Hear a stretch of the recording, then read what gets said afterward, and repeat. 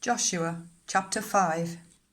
Now when all the Amorite kings west of the Jordan and all the Canaanite kings along the coast heard how the Lord had dried up the Jordan before the Israelites until they had crossed over, their hearts melted in fear, and they no longer had the courage to face the Israelites. At that time the Lord said to Joshua, "Make flint knives and circumcise the Israelites again."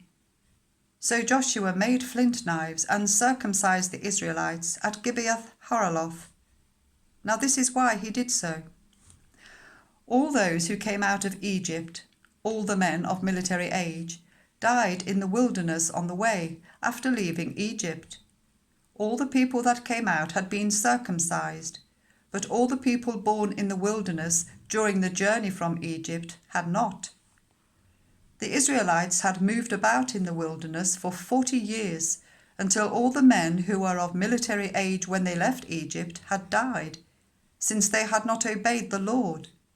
For the Lord had sworn to them that they would not see the land that he had solemnly promised their ancestors to give us, a land flowing with milk and honey. So he raised up their sons in their place, and these were the ones Joshua circumcised. They were still uncircumcised, because they had not been circumcised on the way. And after the whole nation had been circumcised, they remained where they were in camp until they were healed. Then the Lord said to Joshua, "Today I have rolled away the reproach of Egypt from you." So the place has been called Gilgal to this day.